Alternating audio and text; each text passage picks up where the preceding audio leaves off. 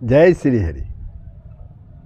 तुमेव माता च पिता तुमेव बंधुश्च सखा तुमेव विद्या द्रविणं तुमेव सर्वमं देव वसुदेव सुतं देवं कंसचाणूरमर्दनं देवकी परमानंदं कृष्णं वंदे जगद्गुरुं।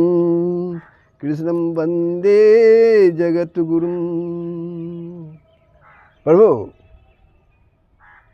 आप सबों ने इसके पूर्व श्रीमद् भगवत गीता के अध्याय 6 का श्रवण किया था। उसमें ध्यान योग के अंगों सहित विस्तृत वर्णन के लिए 6ठे अध्याय में जो है ध्यान योग के अंगों सहित विस्तृत वर्णन किया गया था, जिसका आप लोगों ने श्रवण किया। तो इस प्रकार अब प्रभु 6ठे अध्याय के समापन के बाद हम लोग श्रीमद् भगवत गीता के 7वें अध्याय यानी 7वां अध्याय का प्रारंभ कर रहे हैं और उसका आप लोग ध्यानपूर्वक थोड़ा सा श्रवण करें। 6ठे अध्याय के अंतिम श्लोक में भगवान ने कहा है कि अंतरात्मा को मुझ में लगाकर जो श्रद्धा और प्रेम के साथ मुझको भजता है, वह सब प्रकार के योगियों में उत्तम योगी है। सब प्रकार के योगियों में उत्तम योगी है। परंतु भगवान के स्वरूप, गुण और प्रभाव को मनुष्य जब तक नहीं जान पाता, तब तक उसके द्वारा अंतरात्मा से निरंतर भजन होना बहुत ही कठिन है, बहुत ही मुश्किल है। साथ ही भजन का प्रकार जानना भी परम आवश्यक है। इसलिए अब भगवान अपने गुण प्रभाव के सहित समग्र स्वरूप का तथा विविध प्रकार से युक्त भक्ति योग का वर्णन करने के लिए 7वें अध्याय का प्रारंभ करते हैं। और सबसे पहले 2 श्लोकों में अर्जुन को उसे सावधानी के साथ सुनने के लिए प्रेरणा करके ज्ञान विज्ञान के कहने की प्रतिज्ञा करते हैं। श्री भगवान उवाच मया सक्तमनः पार्थ योगम युजनं दाश्रयः असंशयं समग्रं यथा ज्ञास्यसि तृक्षणु। मयि आसक्तमनः पार्थ योगम युज्यन् मदाश्रयः असंशयं समग्रं मां यथा ज्ञास्यसि तत् शृणु। श्री भगवान बोले, हे पार्थ, अनन्य प्रेम से मुझ में आसक्त चित्त तथा अनन्य भाव से मेरे प्रायण होकर योग में लगा हुआ तू जिस प्रकार से संपूर्ण विभूति, बल, ऐश्वर्य आदि गुणों से युक्त सबके आत्म रूप मुझको संशय सहित जानेगा, उसको सुन।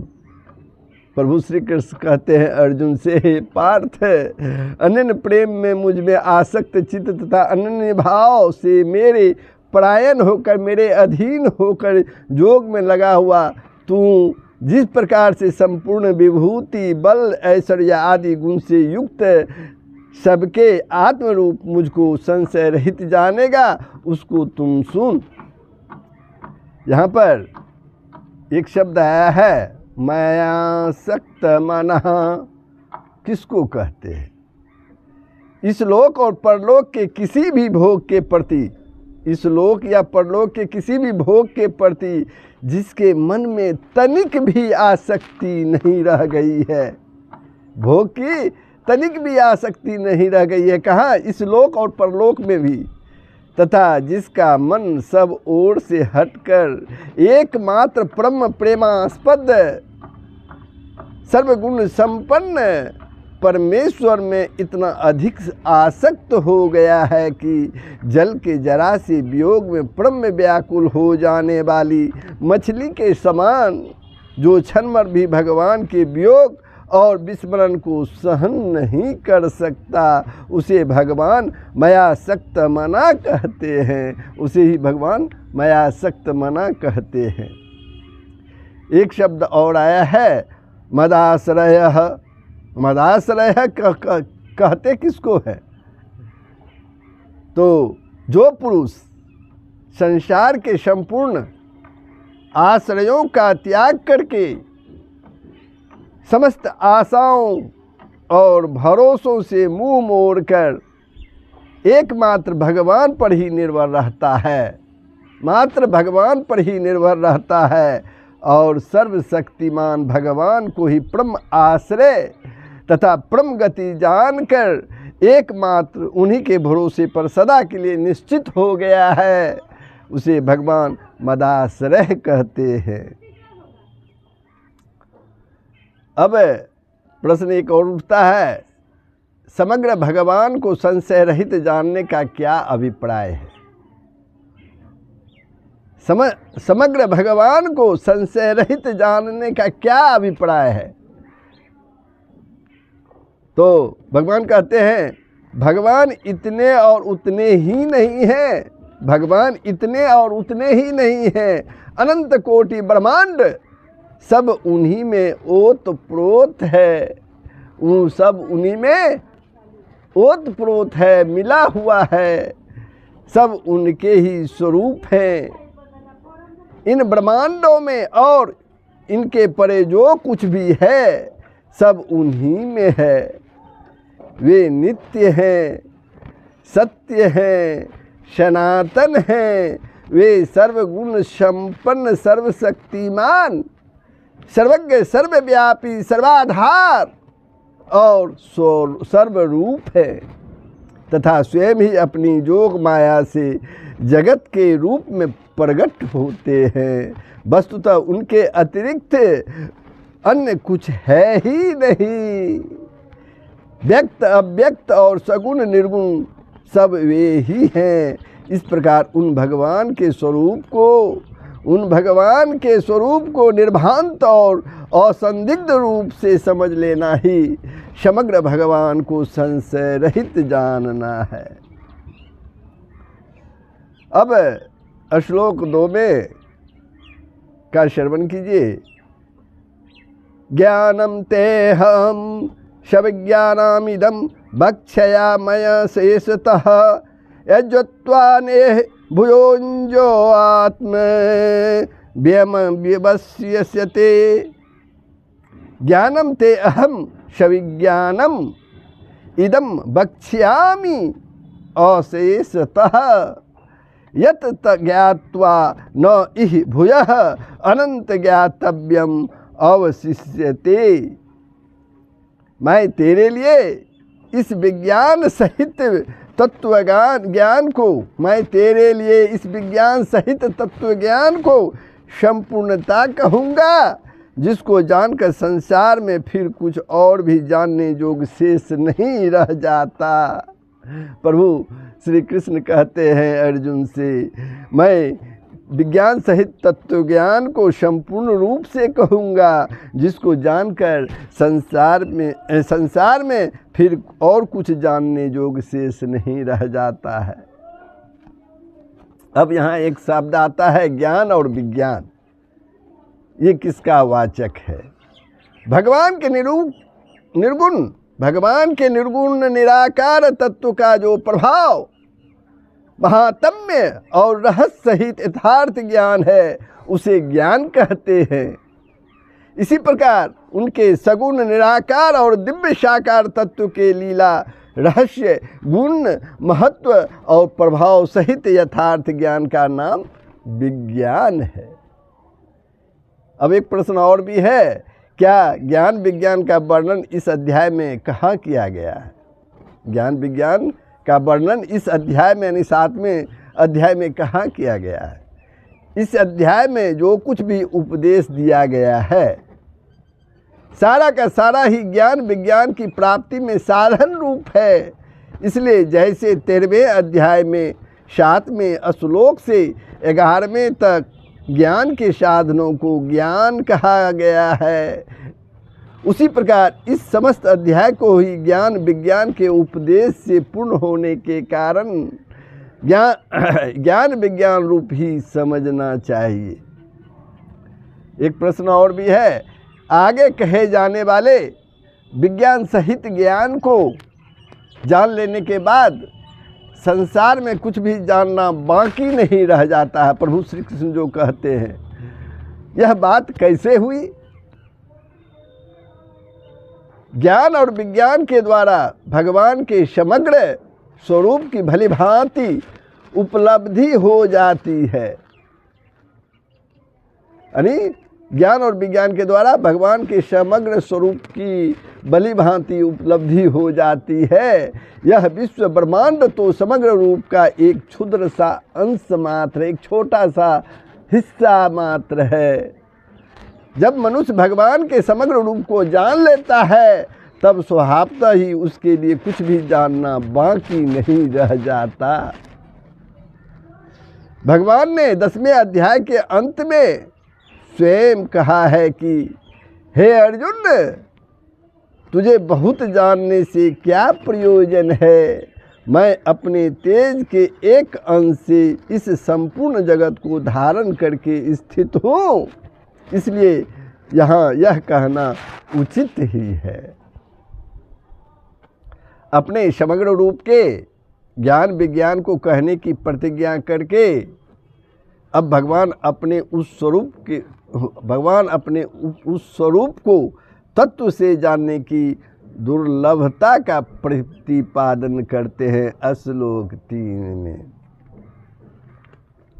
मनुष्याणां सहस्रेषु कश्चिद् तति सिद्धये यततामापि सिद्ध्यानां कश्चिन्मा वेति तत्वतः।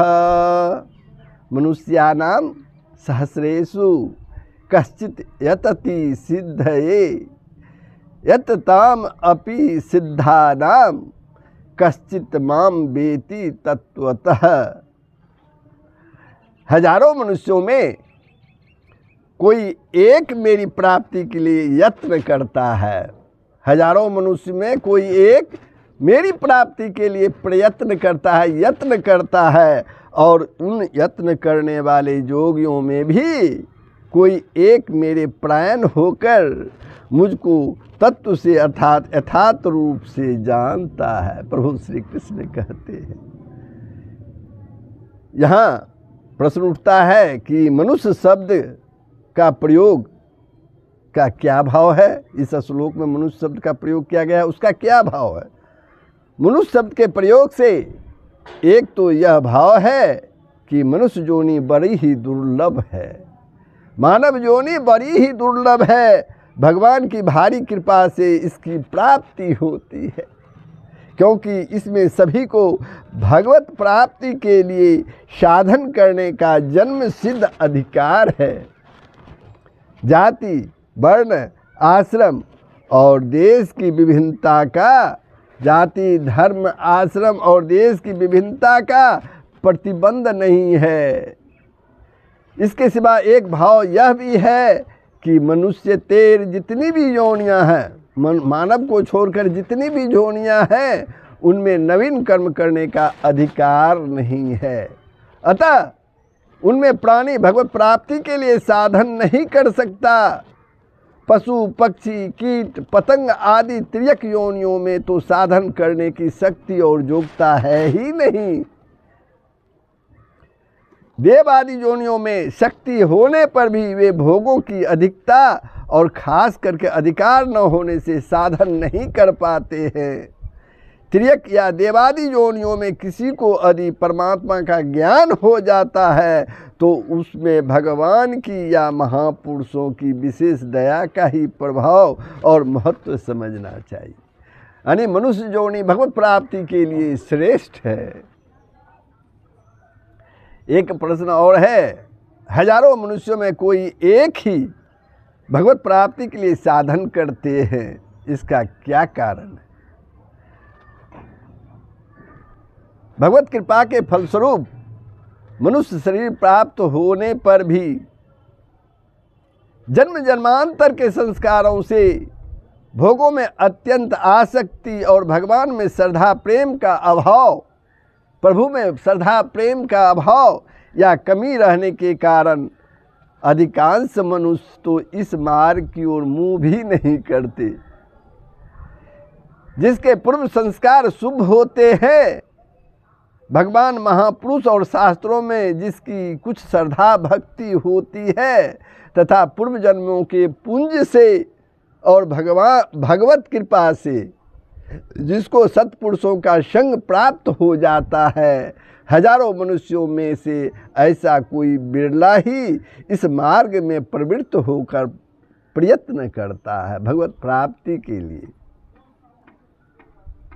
अब एक प्रश्न और भी है, भगवान की प्राप्ति के लिए यत्न करने वाले मनुष्यों में कोई एक ही भगवान को तत्व से जानता है, इसका क्या कारण है? सभी क्यों नहीं जानते? प्रभु कहते हैं, इसका कारण यह है कि पूर्व संस्कार, श्रद्धा, प्रीति, सत्संग और चेष्टा के तारतम्य से सबका साधन एक सा नहीं होता। अहंकार, ममत्व, कामना, आसक्ति और संग दोष आदि के कारण नाना प्रकार के विघ्न भी आते रहते हैं। अतः बहुत थोड़े ही पुरुष ऐसे निकलते हैं जिनकी श्रद्धा भक्ति और साधना पूर्ण होती है और उसके फलस्वरूप इसी जन्म में वे भगवान का साक्षात्कार कर पाते हैं। यहाँ तक कि भगवान ने अपने समग्र स्वरूप के ज्ञान विज्ञान कहने की प्रतिज्ञा और उसकी प्रशंसा की। अब ज्ञान विज्ञान के प्रकरण का आरंभ करते हुए पहले अपनी अपरा और परा प्रकृतियों का स्वरूप बतलाते हैं प्रभु श्री कृष्ण। भूमि अपः नलः वायुखम मनः बुद्धि एव च अहंकारः इति अयम् में भिन्ना प्रकृति अष्टधा। अपरायम यतः तु अन्याम प्रकृतिम वृद्धि में पराम जीवभूताम महाबाहो जीवभूताम महाबाहो अया इदम धार्यते जगत। पृथ्वी, जल, अग्नि, वायु, आकाश, मन, बुद्धि और अहंकार भी इस प्रकार यह 8 प्रकार से विभाजित मेरी प्रकृति है। प्रभु कहते हैं यह 8 प्रकार के भेदों वाली तो अपरा अर्थात मेरी जड़ प्रकृति है। जड़ प्रकृति नहीं अपरा है। और हे महाबाहो, इससे दूसरी को जिससे यह संपूर्ण जगत धारण किया जाता है, मेरी जीव रूपा परा अर्थात चेतन प्रकृति को जान, चेतन प्रकृति समझ। अब प्रश्न उठता है, यहाँ पृथ्वी, जल, अग्नि, वायु और आकाश से क्या समझना चाहिए? प्रभु कहते हैं स्थूल भूतों के और शब्द आदि 5 विषयों के कारण स्वरूप जो सूक्ष्म 5 महाभूत हैं, सांख्य और योग शास्त्र में उन्हें पंच तन्मात्रा कहा है। इन्हीं 5 का यहाँ पृथ्वी आदि नामों से वर्णन किया गया है। एक प्रश्न और है इस श्लोक में, यानी यहाँ मन, बुद्धि और अहंकार से क्या लेना चाहिए। प्रभु कहते हैं मन, बुद्धि और अहंकार तीनों अंतःकरण के ही भेद हैं, अतः इसे समष्टि अंतःकरण समझना चाहिए। इस प्रकृति का नाम अपरा किस लिए रखा गया? इस प्रकृति का नाम अपरा किस लिए रखा गया? 13वें अध्याय में भगवान ने जिस अव्यक्त मूल प्रकृति के 23 कार्य बतलाए हैं उसी को यहाँ 8 भेदों में विभक्त बतलाया है। यह अपरा प्रकृति गए तथा जड़ होने के कारण ज्ञाता चेतन जीव रूपा परा प्रकृति से सर्वथा भिन्न और निकृष्ट है। यही संसार की हेतु रूप है और इसी के द्वारा जीवन का बंधन होता है, इसलिए इसका नाम अपरा है। अब एक प्रश्न और भी है, जीव रूप चेतन तत्व तो पुल्लिंग है, यहाँ प्रकृति नाम से कहकर उसे स्त्रीलिंग क्यों बतलाया गया?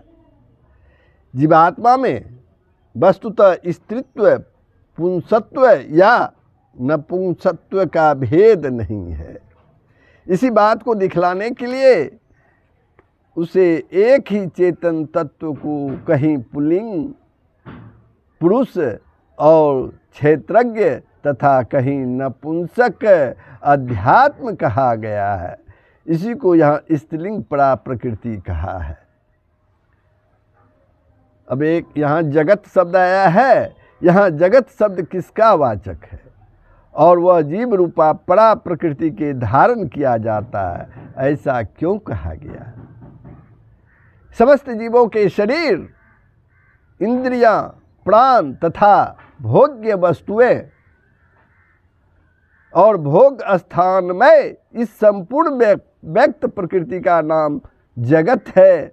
ऐसा यह जगत रूप जड़ तत्व चेतन तत्व से व्याप्त है, अतः उसी ने इसे धारण कर रखा है, क्योंकि वह इसकी अपेक्षा सब प्रकार से श्रेष्ठ और सूक्ष्म है। बिना चेतन के संयोग के इस जगत का उत्पन्न, विकास और धारित होना संभव ही नहीं है, इसलिए ऐसा कहा गया है। परा और अपरा, परा और अपरा प्रकृतियों का स्वरूप बतलाकर अब भगवान यह बतलाते हैं कि दोनों प्रकृतियां ही चराचर संपूर्ण भूतों का कारण है और मैं इन दोनों प्रकृतियों सहित समस्त जगत का महाकारण हूँ। यद्योनीनि भूतानि सर्वानित्योपधारय अहम कृतसन्नस्य जगतः प्रभव प्रलयस्थता। हे अर्जुन, तू ऐसा समझ कि संपूर्ण भूत इन दोनों प्रकृतियों से उत्पन्न होने वाले हैं और मैं संपूर्ण जगत का प्रभाव तथा प्रलय हूँ। मैं संपूर्ण जगत का प्रभाव तथा प्रलय हूँ, अर्थात संपूर्ण जगत का मूल कारण हूँ। संपूर्ण जगत किसका वाचक है तथा भगवान ने जो अपने को उसका प्रभाव और प्रलय बतलाया है, इसका क्या अभिप्राय है? इस जड़ चेतन और चराचर समस्त विश्व का वाचक जगत शब्द है। इसकी उत्पत्ति, स्थिति और प्रलय भगवान से ही और भगवान में ही होते हैं।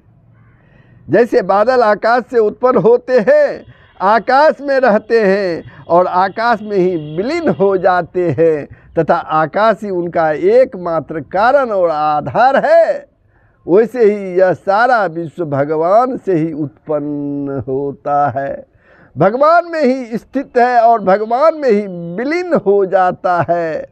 भगवान ही इसके एकमात्र महान कारण और परम आधार है। इसी बात को 90वें अध्याय के 4, 5 और 6 श्लोकों में भी स्पष्ट किया गया है। यहाँ यह बात याद रखनी चाहिए, यह बात याद रखनी चाहिए कि भगवान आकाश की भांति जड़ या विकारी नहीं है। दृष्टांत तो केवल समझाने के लिए हुआ करते हैं। वस्तुतः भगवान इस जगत के रूप में प्रकट होना उनकी लीला मात्र है। तो प्रभु श्लोक 6 पर मैं विश्राम लेता हूँ। आप लोगों ने श्रवण किया, कैसा लगा कमेंट के माध्यम से अवश्य ही बताएंगे। शेयर के माध्यम से दूसरों को भी श्रवण करने का अवसर प्रदान करेंगे। जय श्री हरि, जय श्री हरि, जय श्री कृष्ण। सबका कल्याण हो, पूरे विश्व का कल्याण हो। जय श्री हरि।